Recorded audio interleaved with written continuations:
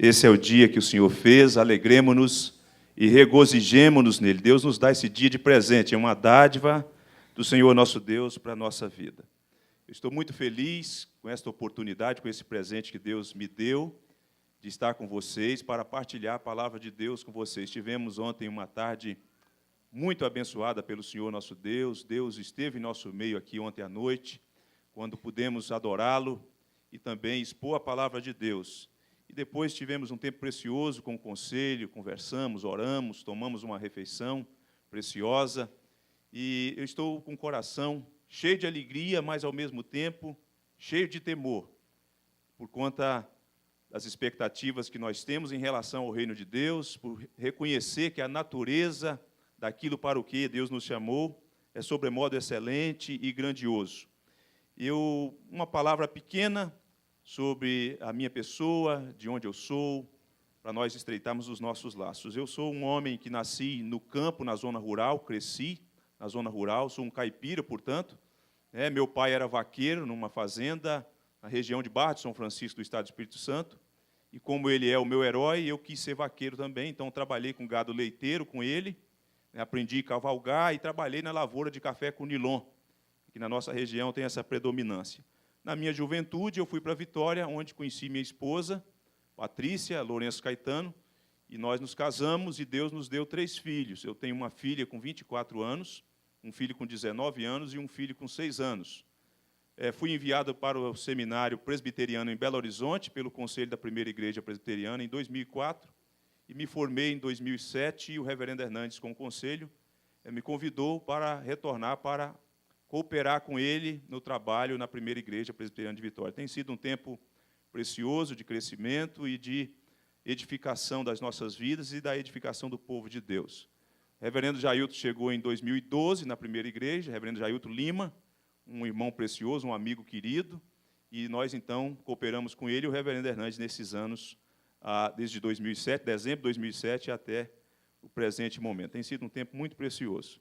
Eu disse ontem à noite para a juventude, aqui, o conselho, que caipira tem muita história para contar, e esse não é o propósito nesse momento, mas, à medida que nós caminharmos juntos, durante o dia, nós, então, teremos oportunidade para partilharmos outras histórias e nos conhecermos melhor. Quero partilhar com vocês, nessa manhã, um texto preciosíssimo da Palavra de Deus.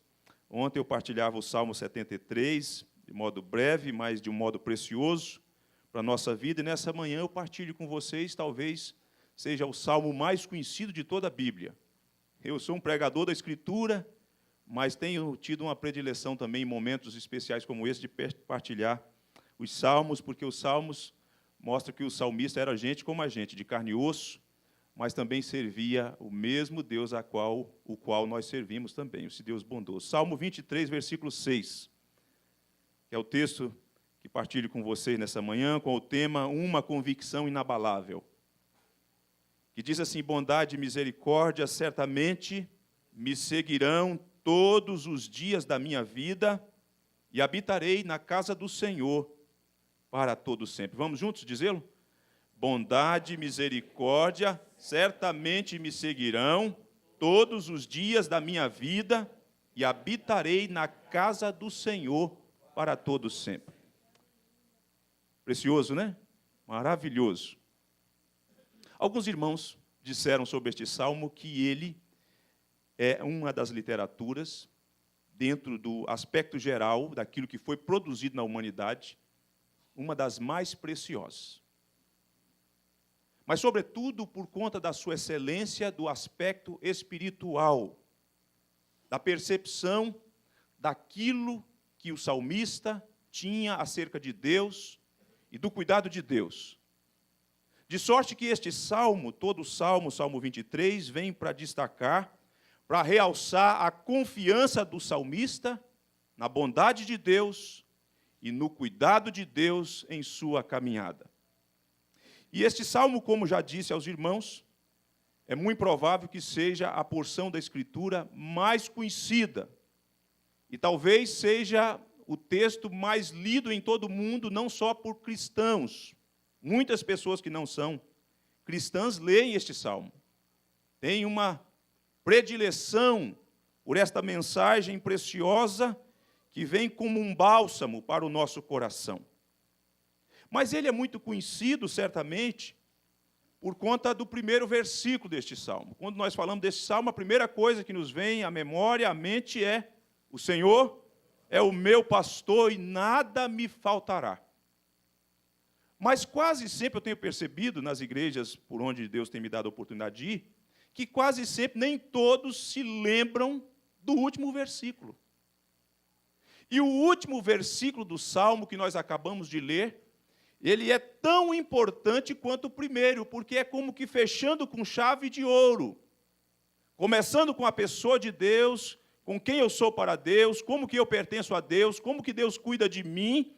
Todas essas verdades, então, sendo somadas nesse pacote da graça de Deus, este homem, então, termina o salmo com o coração cheio de convicção e de esperança.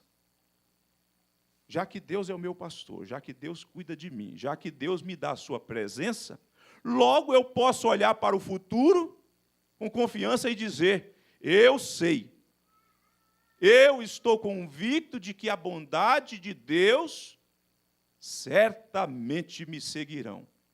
Quais os dias? Todos os dias. E isso me dá o descanso e a certeza de que terei êxito e habitarei na casa do Senhor para todos sempre. Agora, meus irmãos, precisamos entender que nem todas as pessoas, os contemporâneos do salmista, tinham essa mesma percepção. Tinha essa mesma convicção, tinha essa mesma esperança. Portanto, a experiência deste homem de Deus, deste nosso irmão da antiga dispensação, é um contraste com o modo e como que as pessoas olhavam para o futuro. Ele podia dizer assim, mas nem todas as pessoas podiam dizer. Ele tinha essa certeza e essa garantia, mas nem todos os seres humanos que eram contemporâneos dele podiam olhar para o futuro com essa expectativa, com os olhos brilhando, com o coração sossegado diante de todas as circunstâncias ameaçadoras que surgem na existência e que surgiram na existência do salmista. E isso faz com que a gente pense na nossa própria realidade. Conquanto nós que estamos aqui reunidos, o povo de Deus reunido por esse Brasil, de norte a sul, de leste a oeste, adorando ao Senhor nesse dia da ressurreição, nesse dia em que o Salvador ressurgiu de entre os mortos, nossa gloriosa esperança, nem todas as pessoas com as quais nós convivemos gozam desta mesma percepção, desta mesma bênção que nós temos, que foi gerada pela palavra de Deus, por ação do Espírito Santo de Deus. De sorte que, pense comigo no cenário político, econômico do nosso país, num tempo de recessão, uma das mais agudas da nossa história. Quantas pessoas estão com o coração dominado pela incerteza, pela insegurança, pelo medo? Quantas pessoas não conseguem dormir em nossos dias? Porque não sabem como será o dia de amanhã, do que está reservado a elas. E não conseguem, portanto, colocar a cabeça no travesseiro e dormir em paz. Não conseguem descansar em Deus, porque não têm essa experiência de saber que o Senhor é bom. É bom o tempo todo, é bom em toda e qualquer circunstância. Agora, precisamos notar e perceber o seguinte, que diante das muitas incertezas, nós podemos olhar para o futuro e dizer: eu sei. Eu sei que a bondade e a misericórdia de Deus me seguirão todos os dias. Não importa se o país está em recessão. Não importa quais sejam os prognósticos dos especialistas em economia. Eu sei que Deus, que já cuidou de mim até agora, há de cuidar todos os dias. Minha esperança está em Deus, minha confiança está em Deus, meus olhos estão voltados para o seu Filho, Jesus Cristo, o autor e consumador da nossa fé. Então você que é ovelha de Deus, você que tem condição de sinceramente dizer: o Senhor é meu pastor, você pode olhar para o futuro com esperança. Você não tem por que temer. Agora, essa experiência de fé, que tem como elemento gerador a palavra de Deus, a aliança que Deus estabeleceu com o salmista e que, por sua vez, estabeleceu conosco, na pessoa do seu Filho Jesus, mostra a distinção de uma fé verdadeira e de uma fé temporal. Uma fé temporal, ela só consegue olhar para as circunstâncias, para aquilo que é concreto e é palpável. Nós, entretanto, à semelhança do nosso irmão Davi, temos uma fé que foi gerada pela viva palavra de Deus, que nos habilita a olhar para as circunstâncias e a mantermos os nossos olhos no Senhor nosso Deus. Vamos então extrair algumas lições preciosas para a nossa vida deste salmo. A convicção do salmista. O tema é uma convicção inabalável, a convicção do salmista. Esse homem, portanto, como já disse, ele, depois de falar todas as verdades que nós já conhecemos, que estão neste salmo, ele agora, o seu coração está envolto, o seu coração está encharcado, dominado por essa verdade da confiança em Deus. E ele sabe que a vida traz os seus percalços mesmo, que a vida e as circunstâncias que nos cercam em nossa história, tantas vezes são ameaçadoras de verdade. Mas esse homem não coloca os olhos nas circunstâncias, naquilo que traz ameaça, naquilo que amedronta. Ele mantém os seus olhos focados em Deus. E, portanto, o coração deste homem exala o bom perfume da convicção daquilo que Deus fez e daquilo que Deus prometeu. E ele diz: bondade e misericórdia certamente me seguirão todos os dias da minha vida. O reformador João Calvino diz que Davi nutre a esperança de que, visto que a bondade divina jamais falha, Deus seria favorável para com ele até o fim. Meus irmãos, essa palavra de Deus, esse texto é deveras consolador, é alentador para as nossas vidas nesses dias tão turbulentos. E a semelhança de Davi nós podemos também crer. Nós podemos colocar os nossos olhos no Senhor nosso Deus e descansar no Senhor nosso Deus. E é precioso, irmãos e irmãs, notar e destacar que essa convicção, esses dois conceitos que o salmista usa, bondade e misericórdia, são conceitos peculiares da doutrina da aliança. São duas verdades que estão atreladas àquilo que Deus estabeleceu conosco enquanto pacto. Porque bondade tem a ver, está relacionado à graça de Deus. Com tudo aquilo que Deus nos dá, com todo aquele pacote da bênção que Deus nos dá, e que nós não merecemos, não fizemos nada por merecer, e nada do que fizermos ou deixarmos de fazer, vai fazer com que nós sejamos atraídos por essa bondade.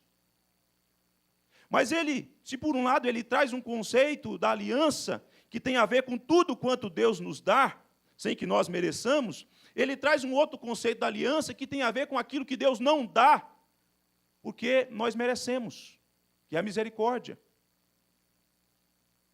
Aliás, o nosso pastor reverendo Heber Carlos de Campos, ele diz que a graça de Deus é tudo aquilo que Deus nos dá, em que nós definimos, né?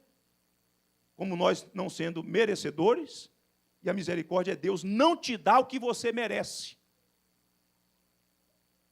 De sorte que a bondade tem a ver com a forma como Deus supre as suas necessidades, e a misericórdia tem a ver como Deus perdoa os seus pecados. Tem a ver como Deus proporciona a você restauração, visto que você e eu somos pecadores. Deus tanto nos dá as bênçãos materiais das quais nós precisamos para a nossa subsistência, mas como Deus vem ao nosso encontro, nos perdoando e tirando as nossas mazelas por meio do sangue precioso do seu Filho Jesus. Portanto, o coração do salmista está dominado pela verdade de que a bondade de Deus e a sua misericórdia o seguirão todos os dias da sua vida. Segundo lugar, o alicerce da convicção. O alicerce da convicção do salmista tem como fundamento, elementos, tudo quanto ele já falou. Por que ele pode dizer assim? Por que ele pode afirmar? Por que ele pode crer dessa forma? Esse homem, ele não coloca a sua confiança nos seus méritos. Ele não coloca a sua confiança na sua força. Ele não coloca a sua confiança na sua justiça. O alicerce da convicção dele é a pessoa de Deus. A forma como o Salmo inicia dizendo o Senhor, e que algumas traduções traduzem por Yahvé, ou Javé, ou Jeová, os teólogos vão dizer que este termo, este nome, é o nome pactual de Deus. Para ele chegar a essa conclusão, ele o faz por conta da aliança que Deus fez com ele. É porque Deus escolheu se relacionar comigo, é porque Deus escolheu me atrair e fazer de mim uma ovelha sua, que eu posso olhar para o futuro e falar, já que Deus é o meu pastor e logo eu sou ovelha dele, então eu não preciso temer. Agora, vejam que isso tem a ver também com um cuidado já experimentado. Ele me faz repousar em pastos verdejantes, ele me leva para junto das águas de descanso, ele refrigera a minha alma, ele guia-me pelas veredas da sua justiça, por amor do seu nome, e ainda que eu ande pelo vale da sombra da morte, não temerei mal nenhum, porque tu estás comigo. Então veja só, ele vai construindo esse edifício, e seu coração vai sendo sedimentado por esta verdade, e agora nós encontramos e percebemos que o alicerce da convicção dele é Deus e a obra de Deus. De sorte que você precisa pensar, que você precisa avaliar como que é a sua expectativa e como que é a sua esperança e no que ela está firmada. Em dezembro, eu via uma entrevista do guru indiano que já veio ao Brasil, se não me engano, pela 3ª vez. Não sei quantos de vocês viram essa matéria. Atraiu uma multidão de brasileiros. E o repórter perguntou para ele assim, qual a mensagem que o senhor deixa para o povo brasileiro? E ele disse assim, tem esperança. E eu perguntei assim, falei com minha esposa, esperança em quem? No quê? Esperança na esperança? Fé na fé? A palavra de Deus vem mostrar aqui, e vem para revelar que a convicção do crente precisa ter um alicerce forte, inabalável. Porque senão não subsistirá diante dos embates da vida. Em terceiro lugar, a extensão da convicção do salmista, bondade e misericórdia certamente me seguirão todos os dias da minha vida.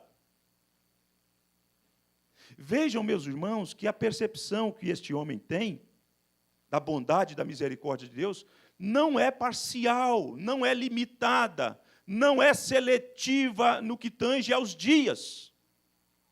Ele entende a bondade de Deus e o cuidado de Deus, a misericórdia de Deus, não apenas naqueles dias que nós classificamos como sendo os dias bons, dias de calmaria, dias de harmonia, dia de paz. Todos os dias são todos os dias mesmos. Não são os melhores dias, não são a maioria dos dias. São todos os dias. Dias ensolarados, dias lindos, que o jardim está florido, dia que os pássaros estão cantando, mas aquele dia que você acorda também, você olha e pensa assim, hoje vai vir uma tempestade aí. As nuvens estão densas. E daqui a pouco você escuta o barulho do trovão. E daqui a pouco você vê os raios do relâmpago rasgarem os céus. E você percebe que uma tempestade vai se instalar. Nesse dia também a bondade de Deus hão de nos seguir. É dia que você está bem. É dia que você tem paz na sua casa, mas é dia também que você vivencia umas turbulências, tensões, conflitos, perdas. Todos os dias, são todos os dias mesmo, é dia que nós estamos com saúde, mas no dia também que nós estamos doentes, a bondade e a misericórdia de Deus estarão nos seguindo. Vejam, portanto, que este homem olha para a extensão desse cuidado de Deus. Ele não tem uma visão parcial, distorcida, limitada. Mesmo quando tudo parece que está conspirando contra nós, Deus está cuidando de nós. Mesmo quando parece e quando nós não entendemos com precisão os porquês da vida, das situações que surgem, naquele dia também Deus está cuidando de você. E talvez lá adiante você entenderá e talvez você nem entenda. Mas Deus tinha um propósito excelente. Deus estava fazendo bem e estará sempre, o tempo todo, nos fazendo bem. Portanto, a extensão da percepção deste homem, e essa extensão contempla, meus irmãos, o que está no versículo 4. Esse dia também é o dia do vale da sombra da morte. É o dia ameaçador. Mas nesse dia, esse homem, ele entende, ele crê que a bondade de Deus e a misericórdia de Deus estarão na sua cola. Em quarto lugar, a convicção do salmista ela é pessoal. Ele vai dizer, bondade e misericórdia certamente me seguirão todos os dias da minha vida. Eu não tenho como avaliar as convicções do outro, a fé do outro. Mas eu preciso, pela graça de Deus, olhar para o meu próprio coração para saber se a minha convicção é pessoal, se ela é resultado de um relacionamento com Deus em Jesus Cristo, de que eu já experimentei a sua bondade por meio do perdão e da graça que me alcançou. Não é uma experiência baseada no que os meus pais creem, no que a comunidade da fé crê. É uma experiência pessoal.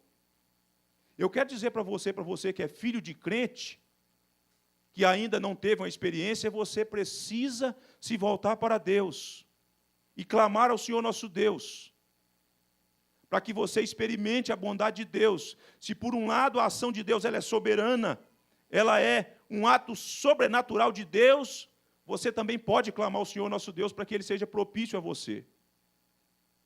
Para que você perceba que não é o legado do seu pai que vai fazer de você uma ovelha de Cristo, mas é a entrega da sua vida para que você tenha condição de fazer como o salmista, a minha vida. O meu coração também tem a mesma convicção de meus pais. Eu creio, eu confio, eu tenho esperança no Senhor nosso Deus. Essa experiência pessoal do salmista tem a ver com aquilo que ele já experimentou, com aquilo que ele já vivenciou de modo pessoal, não por conta do testemunho do outro, não por conta daquilo que ele viu na vida do outro, mas por conta daquilo que já aconteceu com ele. É uma convicção pessoal. E esta convicção, meus irmãos, eu caminho para a gente finalizar, ela vai mostrar a garantia do êxito, a garantia da jornada. Bondade e misericórdia certamente me seguirão todos os dias da minha vida e habitarei na casa do Senhor para todos sempre. O verbo seguir aqui poderia ser também perseguir. A ideia do salmista, a experiência, é como se a bondade de Deus, a misericórdia de Deus se materializasse. É mais do que um conceito. É algo quase que tangível, que ele sabe como é. Ele sabe como isso se processa, como isso se dá na sua existência e na sua história. E, portanto, ele não pode pensar de outro modo. Ele não pode olhar para a vida de outra maneira, senão aquela da certeza de que ele será bem-sucedido na sua caminhada. Porque ele receberá a assistência e o amparo de Deus o tempo todo. Eu entendo, meus irmãos, que o salmista, quando fala de habitar na casa de Deus aqui, eu penso que aqui já há um elemento profético, escatológico, que não está confinado àquela casa que seria construída por Absalão e nem por aquela ainda pequenina estrutura que tinha no meio do povo de Israel. Porque se fosse assim não faria sentido, não poderia ser para sempre, não traria essa conotação de mais adiante, de segurança permanente.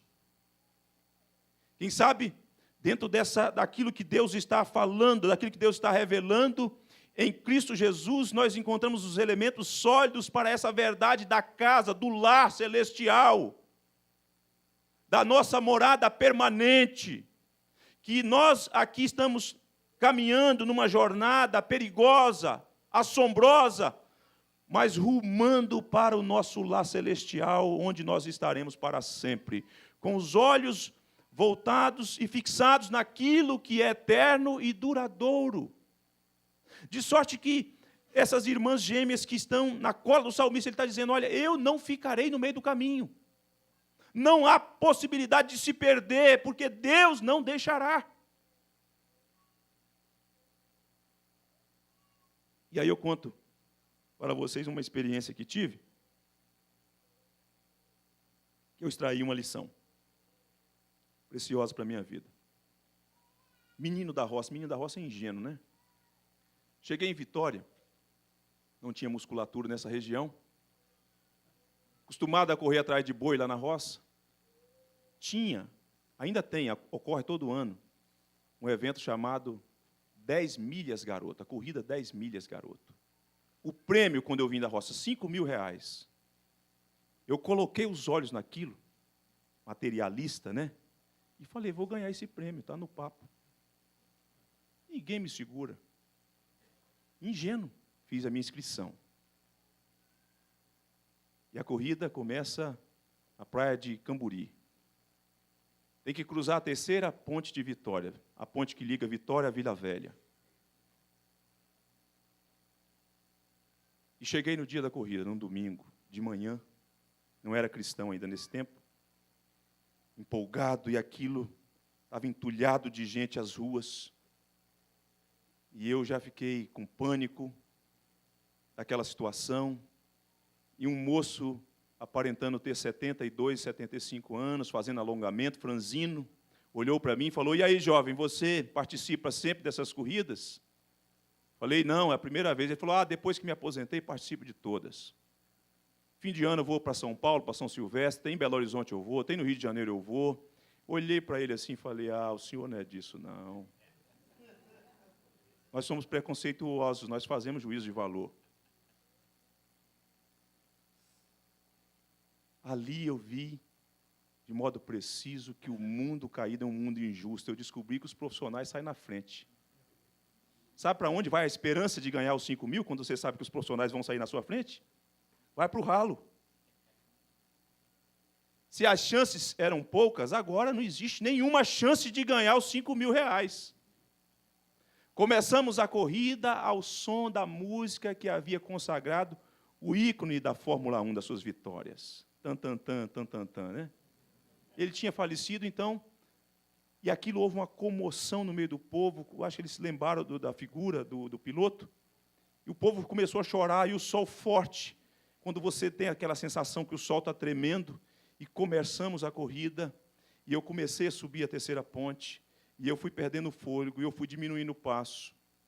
E eu comecei a ver gente caindo, desmaiando, gente contundida, e eu fui diminuindo, diminuindo. E antes de chegar no meio da ponte, eu já estava quase que parando, quando eu olho à minha esquerda. Vem ele, num piquezinho perseverante, curtinho, como que marchando, e ele vem me cruzando, e eu falei, não vou desistir, eu vou cruzar essa ponte também. Ele foi meu estímulo, eu subi a ponte com dificuldade, comecei a descer a ponte, me deram uma água mineral, eu fui descendo, e cheguei nas Chocolates Garotos, em Vila Velha, e cruzei a faixa de chegada. Isso é uma multidão na minha frente, né? Me deram 3 barrinhas de chocolate, 4 laranjas. Eu sentei no ponto de ônibus, desfalecido, comi as 3 barrinhas de chocolate, chupei as 4 laranjas, quase que comi o bagaço. E tirei uma lição para a minha vida, naquele dia. e depois ela foi sedimentada e solidificada com esse salmo. Qual seja, aqueles que estão na corrida da fé não hão de ficar no meio do caminho. Mesmo quando contundidos, metaforicamente, mesmo quando desanimados, mesmo quando enfraquecidos por uma série de coisas, a bondade de Deus, meus irmãos, e a misericórdia de Deus estarão nos seguindo. E elas serão um estímulo, elas serão a força de Deus para nos empurrar, para que tenhamos condição de cruzar a faixa de chegada vitoriosos, com êxito, mesmo sendo fracos, impotentes diante das situações que surgem. Deus não deixará suas ovelhas perdidas no meio do caminho. Quando você se sentir fraco, desanimado, saiba que Deus vai te amparar, que Deus vai te levar, que Deus vai te carregar, para que você cruze a faixa de chegada. Uma convicção inabalável. Quem pode ter essa convicção? Aqueles que são ovelha de Deus. Se você já é ovelha de Deus, você pode olhar para o futuro de modo esperançoso. Você pode olhar para o futuro com esperança e falar, olha, os dias no nosso país são maus mesmo. Nós já percebemos os efeitos da crise, mas eu não temo, porque Deus vai cuidar de mim. Deus vai cuidar da minha família. Deus vai me dar aquilo que eu necessito, vai suprir as minhas necessidades e vai cuidar da minha vida espiritual, trazendo restauração e perdoando os meus pecados para que eu consiga, com êxito e de modo vitorioso, cruzar a faixa de chegada. E você que porventura até o presente momento não tinha essa experiência de ser ovelha de Deus, esse pode ser o dia da salvação. Esse pode ser o dia que Deus visitará o seu coração nessa manhã, habilitando você a olhar para todas as realidades, ainda que elas sejam ameaçadoras, com esperança, com os olhos colocados no autor e consumador da nossa fé. Que o Senhor nosso Deus nos abençoe. Vamos orar em nome de Jesus. Bendito Deus, a nossa gratidão por tua presença aqui entre nós. Essa igreja é tua, Senhor, esse povo é teu. Esse povo, lembra-te, ó Deus, que esse povo foi comprado com o sangue do Cordeiro.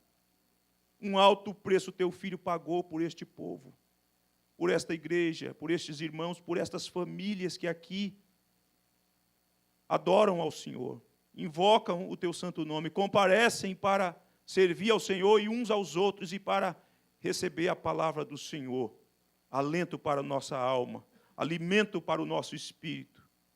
Ó Deus, se porventura filhos e filhas do Senhor têm enfrentado situações difíceis, complexas, ameaçadoras, que vêm para desestimular, meu Deus, em nome de Jesus, que o teu Espírito nessa manhã atue nesses corações, fortalecendo a confiança em Ti, renovando a esperança, Senhor, no amado Salvador Jesus Cristo, teu Filho bendito. Que todas as promessas que tu nos fizeste, ó Deus, que são fiéis e verdadeiras e que não podem cair no esquecimento, porque foram feitas pelo Deus imutável e eterno, que não se esquece. Que o teu povo seja recordado nessa manhã, que o teu povo seja alentado nessa manhã, de que o teu cuidado jamais nos faltará. Em o nome de Jesus, amém.